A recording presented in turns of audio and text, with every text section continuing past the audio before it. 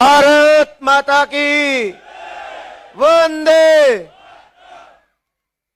इस वीडियो में गोपाल इटालिया मुख्य रूप से आम आदमी पार्टी आप की विचारधारा और गुजरात की बदलाव की बात कर रहे हैं।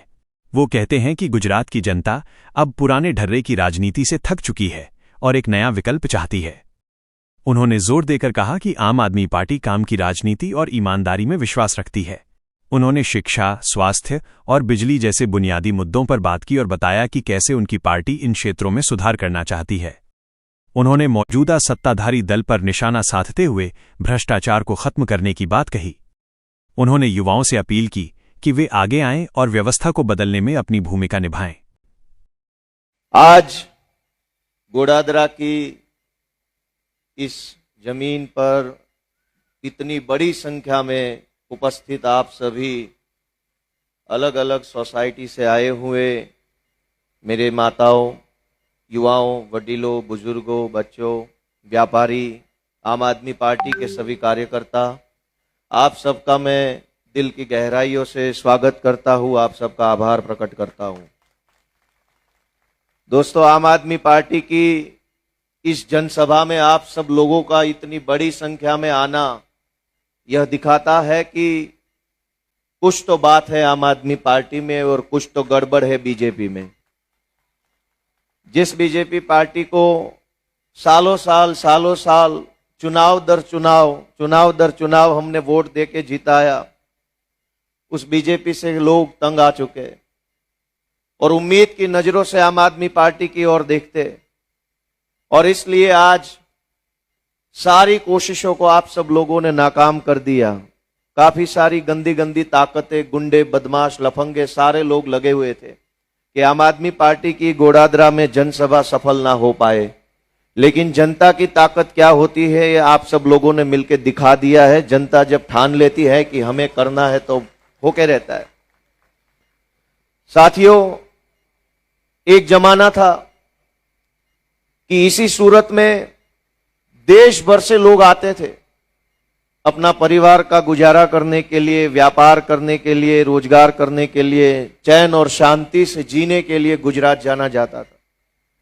सूरत में राजस्थान से, उत्तर प्रदेश से, बिहार से हम सब लोग सौराष्ट्र से चल के इधर आए, क्योंकि यह एक ऐसा शहर था जो सबको पालता था। यह शहर सबको सुरक्षा देता था।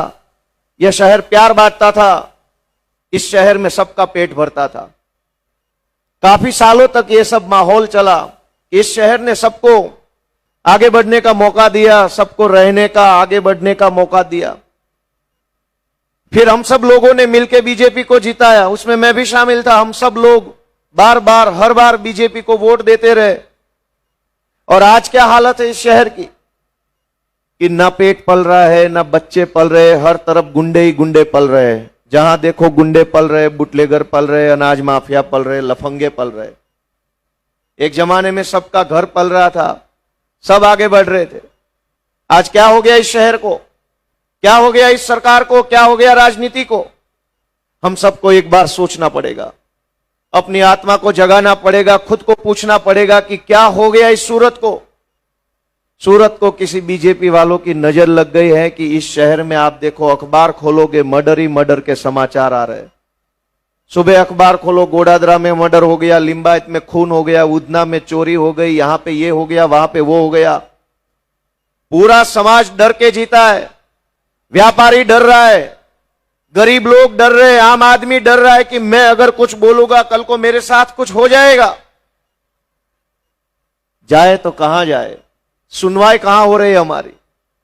हम सब लोग सरकार तो इसलिए न बनाते हैं कि जिसको वोट देंगे वो हमारी बात सुनेगा। इसीलिए तो सब लोग वोट दे रहे, नेता चुन रहे, निगम में पार्षद चुन रहे, विधायक चुन रहे, सांसद चुन रहे, सरकारें बन रही है, मंत्री, मेयर सब बन रहा है। वो क्यों बन रहे? क्योंकि हमारी सुनवाई हो। इस उम्मीद से हम बटन दबाते हैं, इस उम्मीद से किसी को नेता बनाते हैं। लेकिन हालात क्या है कि आम जनता अगर बोलना चाहे, आम जनता अगर कुछ कहना चाहे, आम जनता अपने पीड़ा को बताना चाहे, इस सरकार में सुनने वाला कोई नहीं है। सारे नेता दबाने वाले और डराने वाले बचे। मैं बात करूंगा श्रवण भाई जोशी की। कि क्या गुनाह कर दिया उन्होंने। एक नौजवान लड़का है, छोटे से साधारण से मारवाड़ी परिवार से उठ के आया, आम आदमी पार्टी से जुड़ा, समाज का काम करने लगा, लोगों को जगाने लगा, लड़ने लगा, हिम्मत से आगे आया। बस यही उसका गुनाह बन गया। अगर श्रवण जोशी ये सोचता कि नहीं भाई नहीं, मुझे नेता नहीं बनना है, मैं मजदूरी करके यहीं जीवन गुजारा कर लूंगा, तब तो कोई दिक्कत नहीं थी किसी बीजेपी वालों को।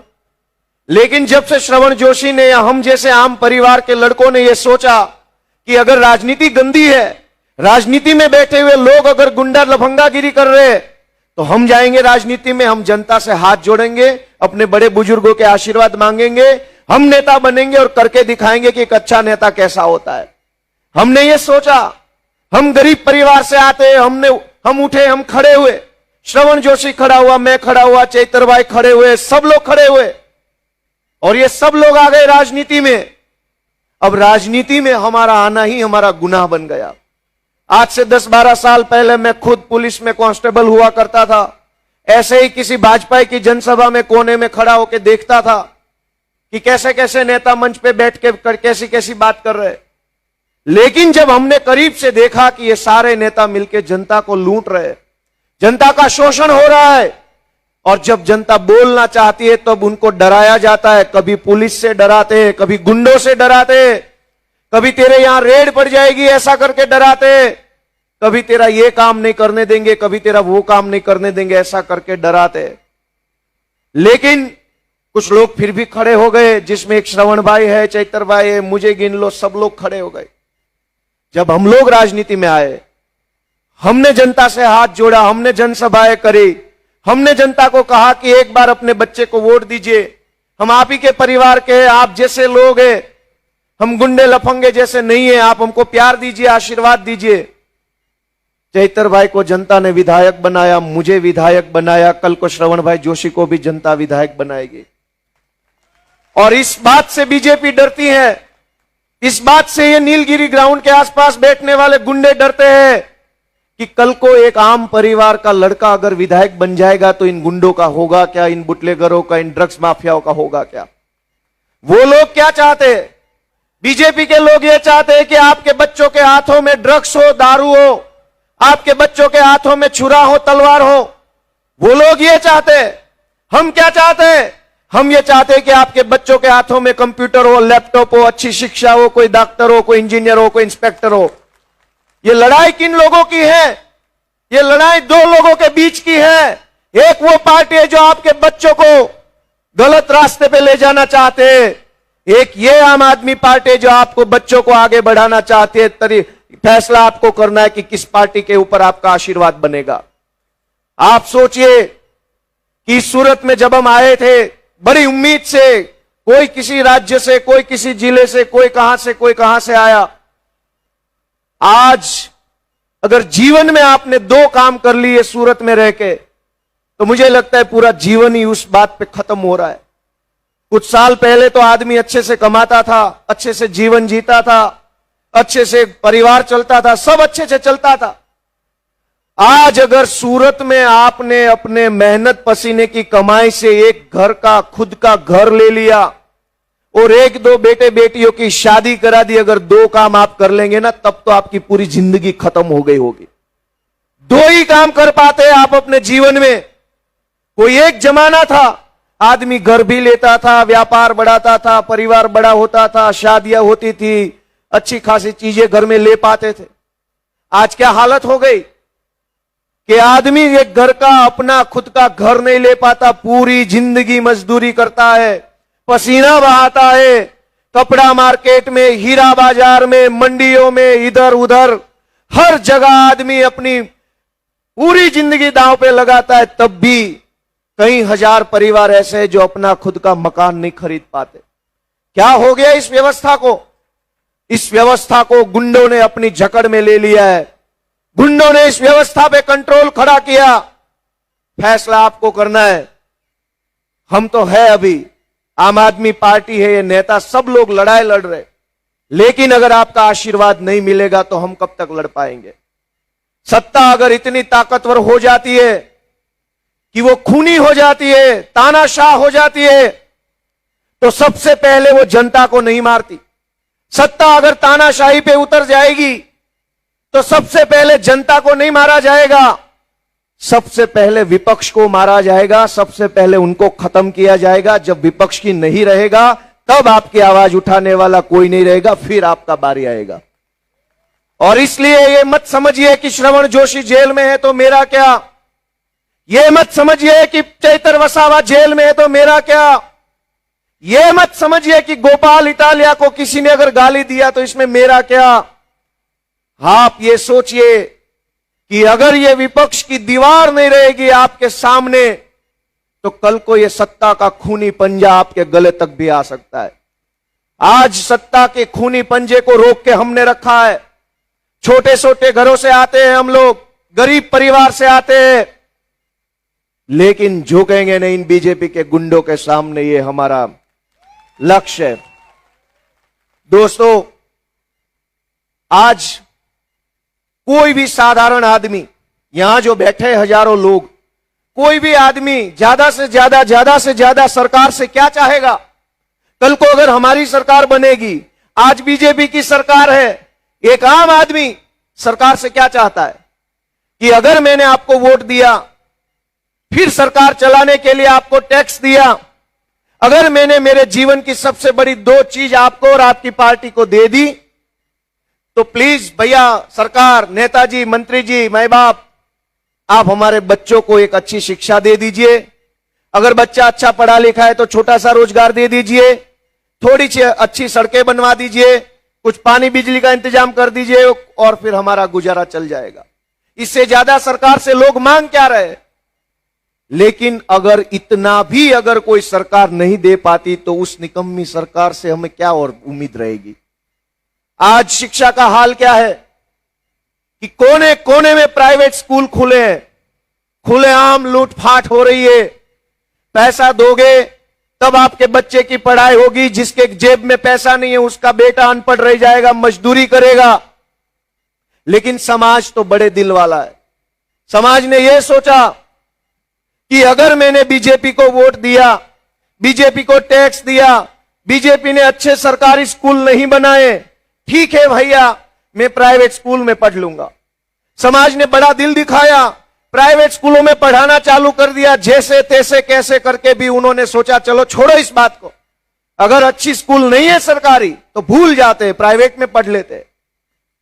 फिर अगला कदम जनता ने सोचा कि अगर मेरे परिवार से कोई बीमार हो जाएगा, कुछ अस्पताल का दिक्कत विकत आएगा, तो कम से कम एक छोटा सा अस्पताल अगर मेरे पास में सरकारी होगा तो मुझे दवाई ववाई मिल जाएगी, अच्छे से मैं अपनी बीमारी का इलाज करा पाऊंगा।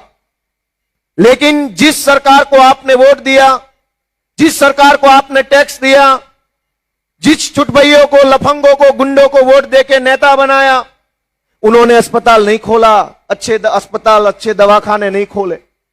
समाज ने फिर बड़ा मन दिखाया कि चलो भाई, सरकार ने अस्पताल अगर नहीं बनाए तो हम प्राइवेट से दवाई ले लेते, प्राइवेट में इलाज करा लेते, 2 पैसा लोन बोन लेके, कहीं से ब्याजवा लेके, कुछ भी करके हम ले लेते। फिर अगला नंबर आया कि सरकार से हमने उम्मीद रखी कि भाई अच्छी सी थोड़ी सी बस है या ट्रेन चलवा दो, ताकि अगर हमें कहीं से कहीं जाना हो, घर जाना हो, परिवार पे जाना हो, अपने राज्य में जाना हो, आराम से जाएंगे, बैठ के जाएंगे, खुश खुशहाल होके जाएंगे, सम्मान से बैठेंगे। सरकार ने ना अच्छी बसें चलाई, ना अच्छी ट्रेन चलाई। समाज ने फिर बड़ा मन दिखाया, बोले ठीक है, प्राइवेट बसों में चल लेते, प्राइवेट गाड़ियों में इधर से उधर करके भाग लेते। जिस जिस चीजों की हमने सरकार से उम्मीद रखी, सरकार उन सारी चीजों पे फेल हुई। ना वो शिक्षा दे पाए, ना अस्पताल दे पाए, ना सड़कें दे पाए, ना वो हमें बस दे पाए। हमने सारी व्यवस्था अपने आप खड़ी कर ली, शाला भी, स्कूल भी हमने खोल लिए, अस्पताल भी समाज और ट्रस्ट के खुल गए। लेकिन एक बात आप सोचिए कि समाज के पैसों से, अपने समाज के या अपनी कम्युनिटी के पैसों से आप अस्पताल खोलोगे, आप स्कूल खोलोगे, समाज के पैसों से आप हॉल बनाओगे, कम्युनिटी सब कुछ कर पाओगे। लेकिन क्या अपने समाज के पैसों से पुलिस स्टेशन खोल पाओगे? क्या अपने समाज के पैसों से पुलिस स्टेशन खोल पाओगे? कोई पटेल समाज का स्कूल बन गया, मारवाड़ी समाज का अस्पताल बन गया, उत्तर प्रदेश से आए हुए समाज से यह बन गया। हमने सब अपने पैसों से, अपनी मेहनत से, अपने पसीने से बना लिया। लेकिन अगर कोई गुंडा हमें सताएगा और पुलिस स्टेशन पे अगर हमारी सुनवाई नहीं होगी, तब हम खुद का पुलिस स्टेशन आज भी नहीं खोल पाएंगे। तब तो हमें सरकार के पास जाना पड़ेगा। आपने सारी व्यवस्था अपने पैसों से, समाज के पैसों से बना ली, सरकार से सारी उम्मीद खत्म। लेकिन जो चीज हम अपने दम पे नहीं कर सकते, समाज के पैसों से नहीं कर सकते, या कि हम पुलिस स्टेशन नहीं खोल सकते, हम कॉरपोरेशन का ऑफिस नहीं खोल सकते, हम खुद के पैसों से ये सड़कें नहीं बना सकते, तो बताओ कहां जाए? आज किसकी सुनवाई है पुलिस स्टेशन में? गुंडा अगर जाएगा तो सीना चौड़ा करके जाएगा कि अंकल जी अंदर बैठा है, जाऊंगा मैं सीना चौड़ा करके। और गरीब जाएगा तो ऐसे जाएगा, भाई साहब मारेगा नहीं, मुझे गाली नहीं देगा। ये क्या हालत हो गई गुजरात की? कैसे कैसे लोग सरकार में आ गए। आप सोचिए, अपने मन को जगाइए, अपनी आत्मा जगाइए। आप लोग की कैसी सरकार है? सरकार तो माय बाप होती है। हमें यह पढ़ाया गया किताबों में, संविधान में लिखा है कि जनता मालिक है। लेकिन गोड़ादरा में आते, नीलगिरी ग्राउंड के आसपास जाते तो लगता है मालिक जनता नहीं है, मालिक तो गुंडे हैं इस देश के। जनता तो लाचार है, जनता मजदूरी करने के लिए आई है। क्या से क्या हो गया हमारे हाथों से? आप सोचिए, अपने मन को पूछिए। आप हम लोगों पे तरस मत खाइए। आम आदमी पार्टी, गोपाल इटालिया, चैतर वसावा, इन लोगों पे आप बिल्कुल तरस मत खाइए, हम पे रहम मत कीजिए। लेकिन आप अपने बच्चों का तो सोचिए कि ऐसी अगर बीजेपी की सरकार रहेगी तो इन बच्चों का भविष्य क्या होगा। हर तरफ दारू के अड्डे खुले हुए, किसी को नहीं दिख रहा, कोई नहीं पूछ रहा। लेकिन अगर आपने अपनी गाड़ी के पीछे एक पोटला लगा दिया, गलती से अगर कहीं पे पार्क कर दिया, तो सारे सिंघम को वो बात दिख जाती है कि यहां पे गलत हो रहा है। दोस्तों, ये क्या व्यवस्था है? ये कैसी व्यवस्था है? व्यापारी यहां हर तरफ, वो भी चाहते हैं कि शांति से व्यापार करे, दो पैसा कमाए, सम्मान से अपना जीवन जिए। व्यापारी और क्या चाहता है? किसी व्यापारी ने सरकार से कुछ नहीं मांगा। सारे व्यापारी ये सोच रहे कि भैया हम जो कर रहे हैं वो बस आराम से करने दो, शांति से करने दो, बीच में मत आओ। लेकिन ये सरकार व्यापारी का व्यापार बढ़ाने में तो कोई मदद नहीं कर रही। ऊपर से जीएसटी वाले भेज देंगे, इनकम टैक्स वाले भेज देंगे, कॉरपोरेशन वाले भेज देंगे, ये भेज देंगे, वो भेज देंगे। अरे भैया बीजेपी वाले, अगर आप किसी व्यापारी को मदद नहीं कर सकते, आप किसी का हाथ नहीं पकड़ सकते, तो कम से कम उसको परेशान क्यों कर रहे हो? लेकिन ये सारी चीजें हो क्यों रही? सालों साल, सालों साल, सालों साल, चुनाव दर चुनाव हम ही सब वो लोग हैं जो बीजेपी बीजेपी बीजेपी बटन दबाते। अब उनको अहंकार आ गया, अब उनको सत्ता का नशा सर पे चढ़ गया। जीते तो हम भी है, विधायक तो मैं भी हूं, चैतर भाई भी विधायक है। हम तो अहंकार नहीं कर रहे, हम तो जनता के सामने अपना रौफ नहीं झाड़ रहे। क्यों नहीं झाड़ रहे? क्योंकि हम आप ही जैसे गरीब परिवारों से आते हैं, आप ही जैसे लोग हैं, आप ही के जैसे खानदान से आते हैं। हमको पता है कि गरीब होना क्या होता है, आम आदमी होना क्या होता है, हम समझते हैं। और इसलिए हम आम आदमियों की सम्मान करते हैं, जनता का सम्मान करते हैं, जनता के सामने नतमस्तक होकर हम अपना काम कर रहे हैं। दोस्तों, हम आपकी अदालत में आए हैं। श्रवण भाई जोशी के ऊपर मुकदमा तो लगा है, वो सरकार की अदालत में जाएगा। वहां पे सरकार का एक सरकारी वकील होगा, कुछ जज होंगे, कुछ पुलिस होंगे, कुछ कुछ कुछ कुछ होगा, वो सारा सरकार का है। अब सरकार की पुलिस मुकदमा करेगी, सरकार की अदालत में सरकार का जज बैठा है, सरकार का सरकारी वकील है। मुझे लगता है उस अदालत से मुकदमे का फैसला जो भी आए, लेकिन ये जनता की अदालत है, इसमें कभी गलत मुकदमा आ नहीं सकता, इसमें कभी गलत फैसला नहीं आएगा। मैं सारे समाज से यहां जो बैठे हैं उनसे मैं हाथ जोड़ के रिक्वेस्ट करना चाहूंगा, एक सही फैसला लीजिए। ये जनता की अदालत है, आपके पास वो ताकत है जो अच्छे अच्छे तानाशाहों को जमीन पे लाने का काम करती है। दोस्तों, आपके पास क्या ताकत है मैं बताता हूं। आज से कुछ साल पहले गुजरात की विधानसभा के अंदर आने पर मेरे ऊपर रोक लगाई हुई थी।